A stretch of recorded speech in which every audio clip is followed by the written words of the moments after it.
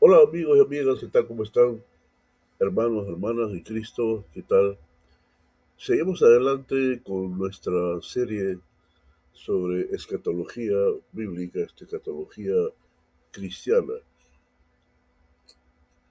Y venimos considerando, en primer lugar, las tres interpretaciones que tienen más preeminencia dentro de la teología cristiana en general. ¿No? Existe el premilenialismo, el amilenialismo y el postmilenialismo. En el podcast número 2 de ayer, hablamos acerca del premilenialismo. Hoy vamos a continuar y no con el premilenialismo. ¿Por qué? Porque vamos a tocar una doctrina que es parte de toda una teología también, que es la pretribulación.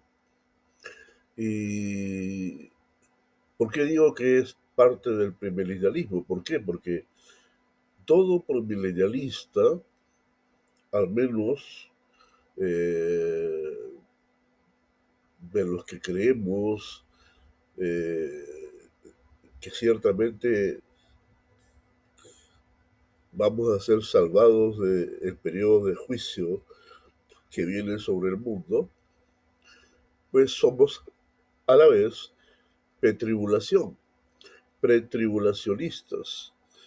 Es decir, creemos en que Cristo viene antes del milenio, pero también creemos que la iglesia es arrebatada antes que comience la gran tribulación.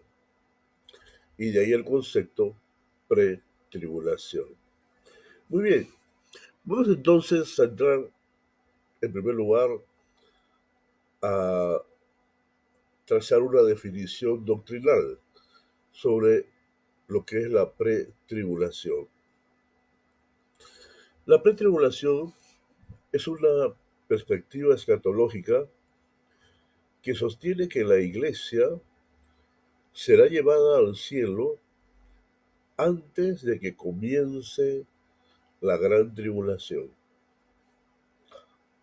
Esta doctrina se basa en la idea de que Dios protegerá a su pueblo y librará a su pueblo, es decir, a los cristianos, de los juicios que Dios va a desatar sobre la tierra durante ese periodo conocido como un periodo de gran tribulación. Y se dice así, gran tribulación, porque será un periodo de sufrimiento intenso para la humanidad. Es en este periodo, que dura 7 años nada más, va a contar con la presencia de muchos personajes, entre ellos el anticristo, el falso profeta, los poderes políticos, poderes religiosos, ¿no? Y en fin, y también inclusive con cristianos que no llegaron a irse en el arrebatamiento porque simplemente relativizaron la palabra escrita de Dios y dejaron de creer en la venida literal de Jesús, en el reino milenial de Jesús, y por lo tanto comenzaron a vivir un cristianismo positivista, optimista, triunfante. Y qué es lo que pasa hoy en día en gran parte de la iglesia. Pero bueno, entonces, cuando hablamos de la doctrina pretribulacionista, esta doctrina entonces se basa en la idea de que Dios protegerá a su pueblo de los juicios que desatarán Dios sobre la tierra durante el periodo de gran tribulación, que, como digo, será de sufrimiento intenso para la humanidad. Ahora bien, en segundo lugar, vamos a considerar algunos versículos claves. El primer versículo clave lo encontramos en 1 Tesalonicenses, más propiamente el pasaje clave, capítulo 4, 16 en adelante, donde dice la palabra, porque el mismo Señor descenderá del cielo con voz de mando, con trompeta de Dios y dice con voz de arcángel, con trompeta de Dios y va a suceder algo espectacular. Y los muertos en Cristo resucitarán primero. Pero algo que hay que entender es de que ciertamente Cristo va a dejar el cielo de Dios y va a venir con sus ángeles, pero no va a pisar tierra. Y esto es lo que se conoce como la venida secreta del Señor.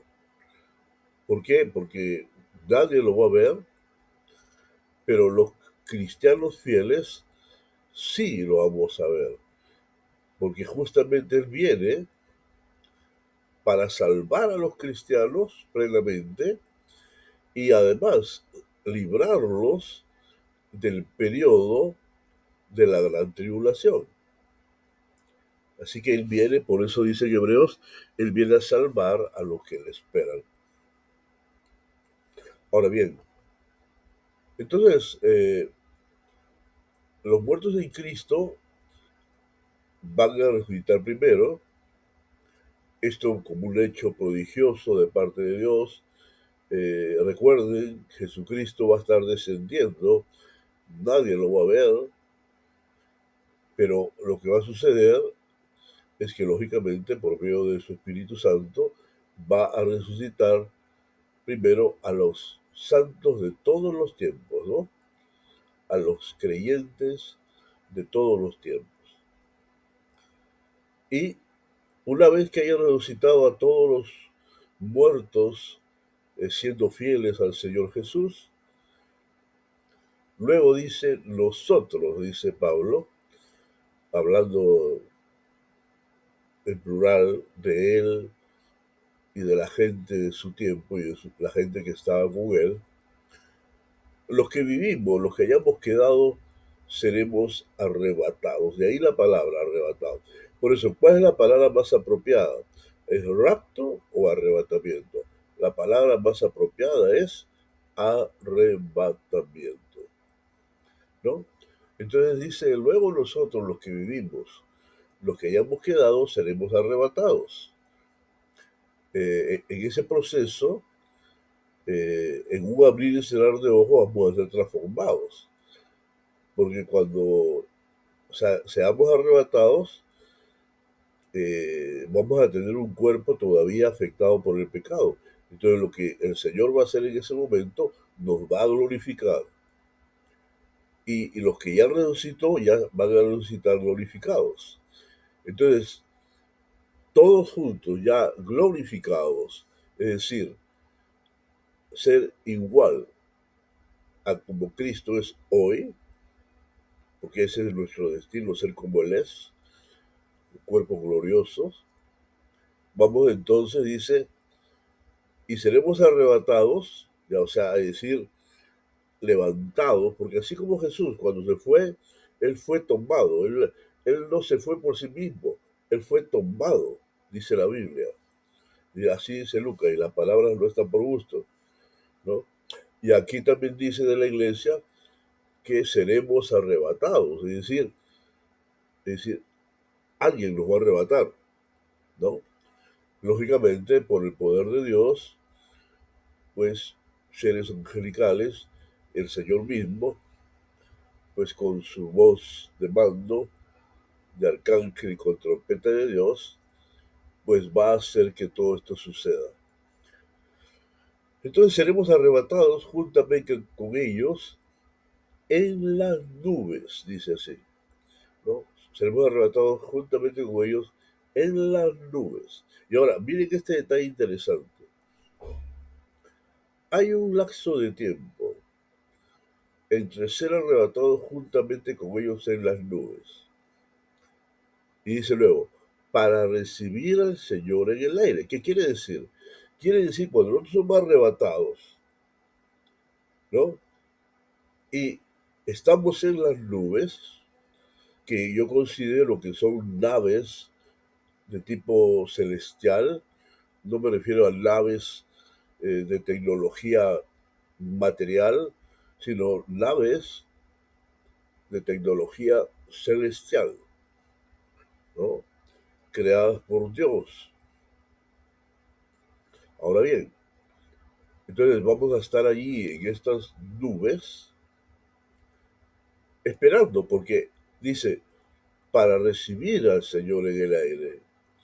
Es decir, el Señor todavía no ha llegado a las nubes donde nosotros vamos a estar por un momento, hasta que el Señor ya va a terminar de descender y en el aire, ¿no? Vamos a recibir al Señor, ¿no?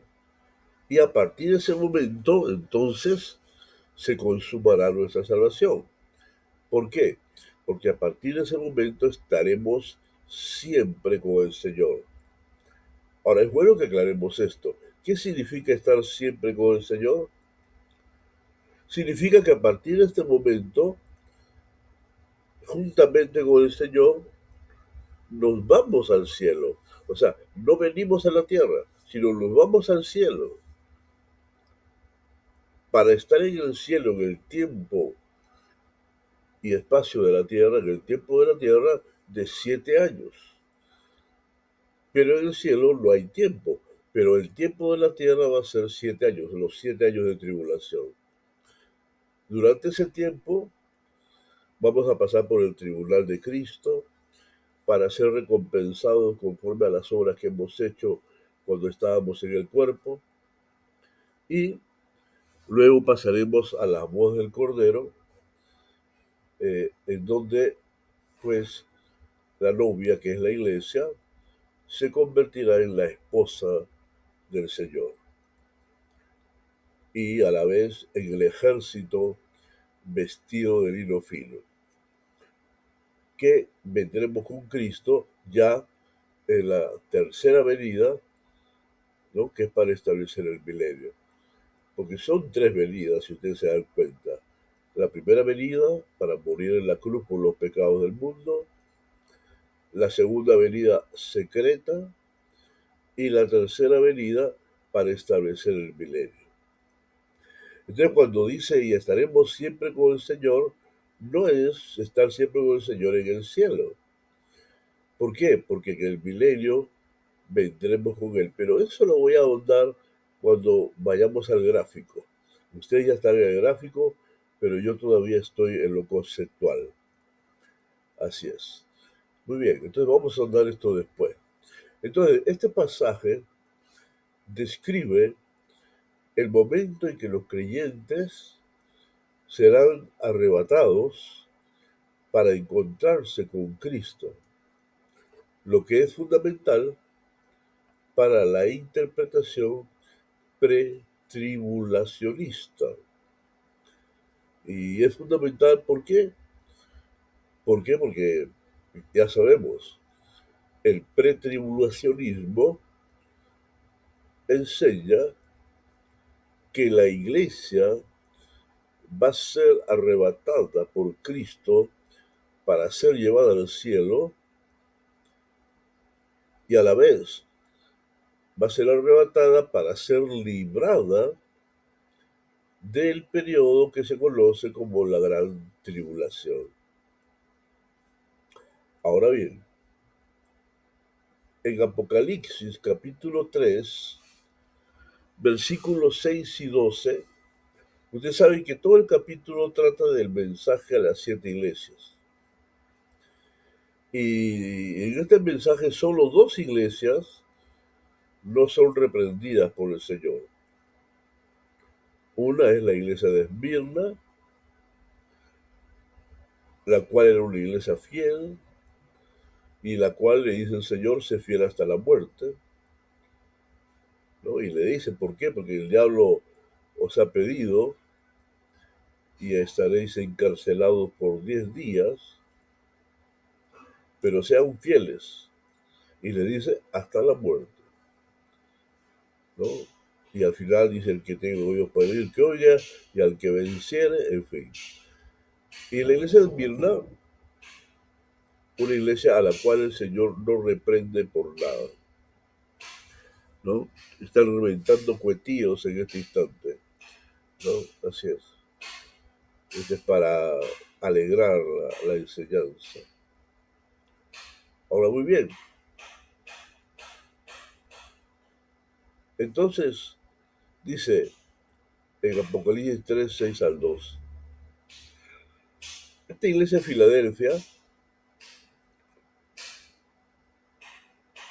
existió históricamente, claro que sí, todas existieron históricamente, pero a la vez que hay una interpretación histórica, también hay una interpretación desde una perspectiva cronológica. ¿Por qué? Porque las 7 iglesias nos describen distintas etapas por las cuales va a pasar la iglesia hasta el arrebatamiento y posteriormente también al arrebatamiento, porque va a haber un gran sector del cristianismo que se va a quedar en la tierra por no estar practicando un cristianismo genuino. Entonces, cuando habla con la iglesia de Filadelfia, le dice, el que tiene oído, oiga lo que el Espíritu dice a las iglesias. Es decir, quiere decir que el mensaje para ellos es también un mensaje para nosotros. Entonces dice, escribe al ángel de la iglesia de Filadelfia. ¿Quién es el ángel? La palabra ángel significa también el que vela. Por ello, la mayoría de estudiosos del Apocalipsis relacionan al ángel de cada iglesia con el pastor de la iglesia, porque el pastor de la iglesia es el que vela por la iglesia, no los ángeles, porque a los ángeles no le ha sido dado desarrollar el ministerio del evangelio, ¿me entiendes? No, eso ha sido dado a los hombres, a los creyentes. Entonces no es un ángel literal, sino se refiere al pastor de la iglesia en Filadelfia. No es de la iglesia de Filadelfia, sino en Filadelfia, es decir, la iglesia que estaba en la ciudad de Filadelfia.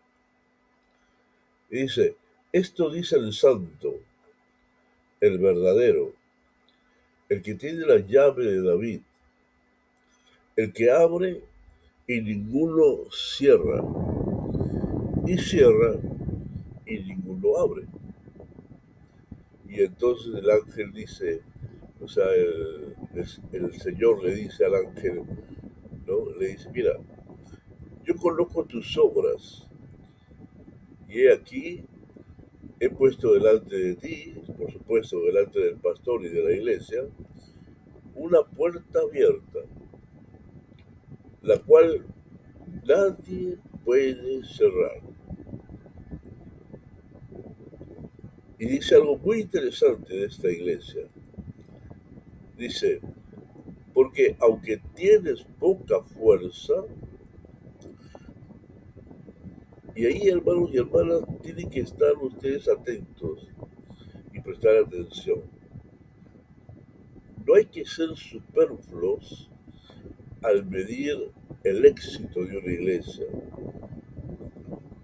porque una iglesia puede tener mucha fuerza que lo da los recursos humanos, espirituales, financieros y de toda índole. De ahí surge la fuerza de una iglesia, y sobre todo en nuestros tiempos modernos.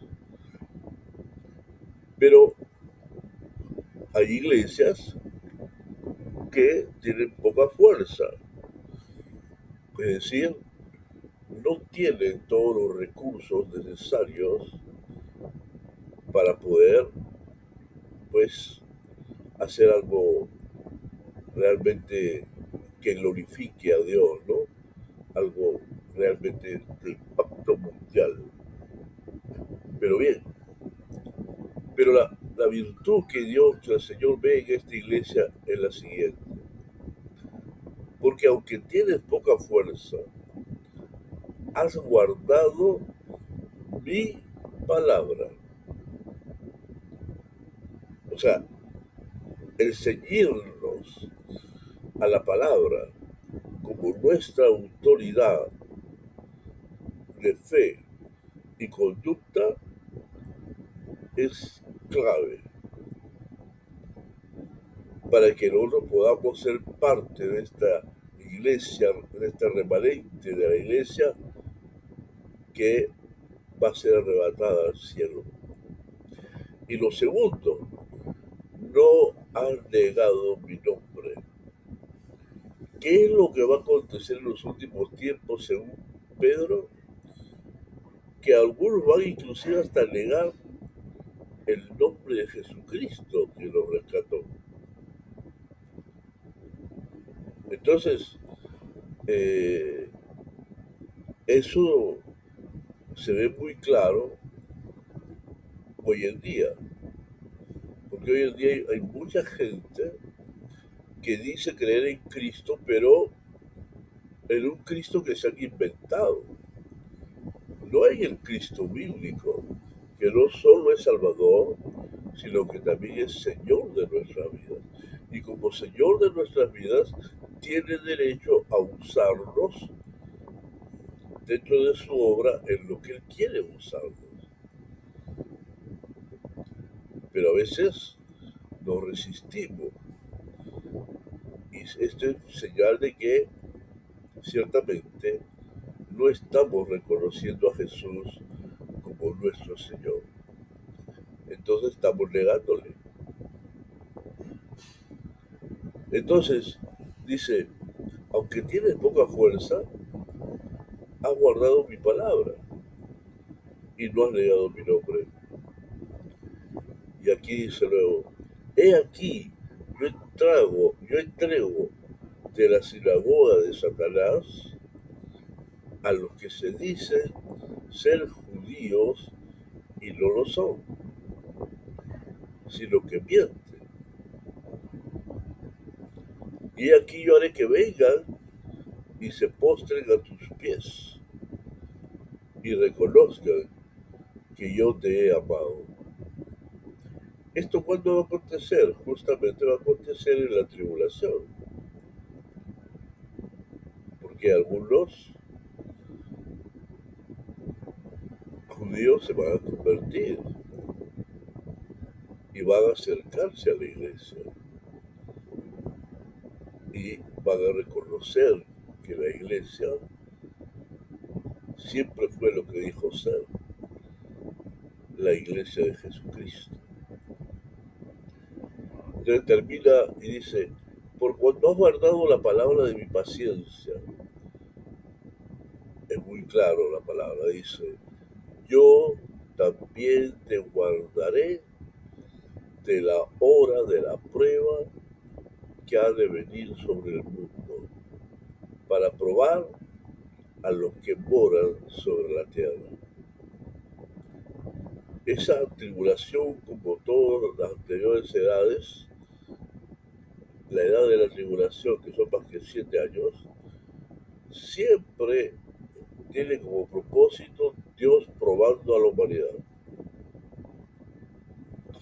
deseando que la gente se salve, proveyendo los medios para que se salven, pero respetando la libertad de las personas. Lamentablemente la mayoría escoge no tomar en cuenta a Dios.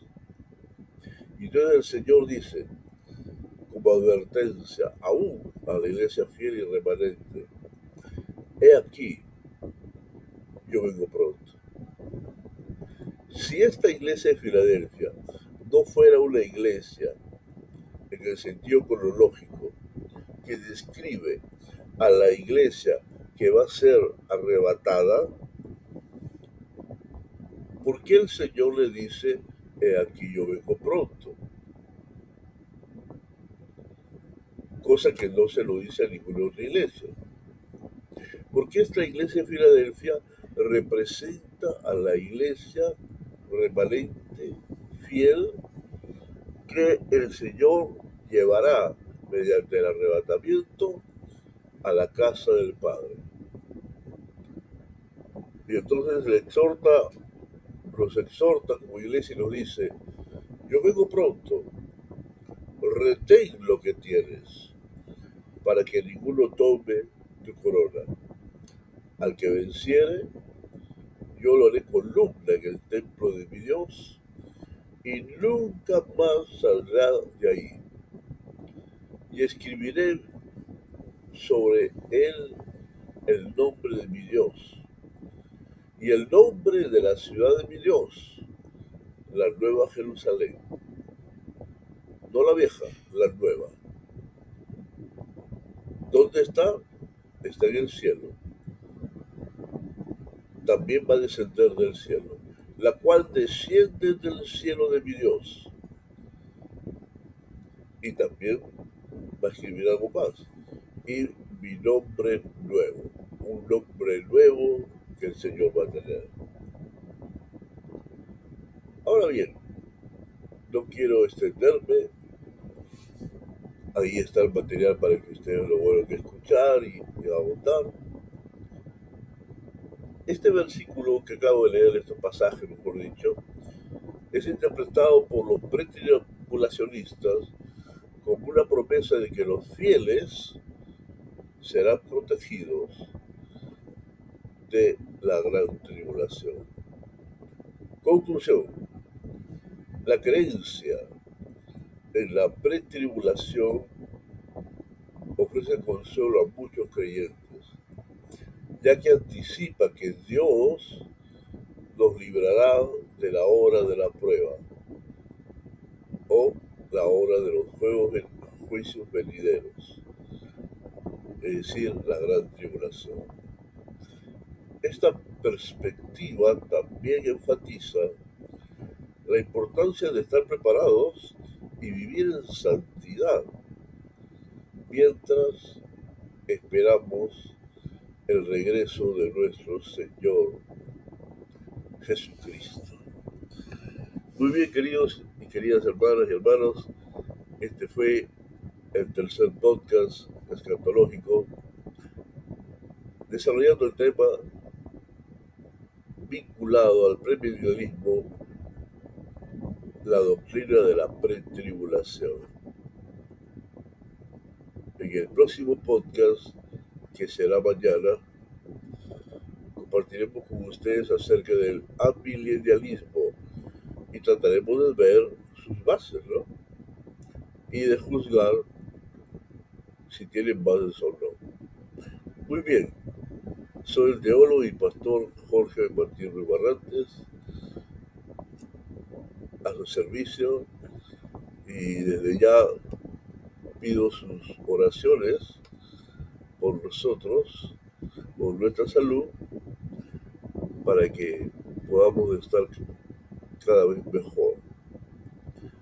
Y por otro lado, también los animo, así desean ayudarnos a sostener nuestro ministerio, pues a depositar simplemente $3 como una donación. Puedes hacerlo en cualquier momento. Ahí te dejo la información.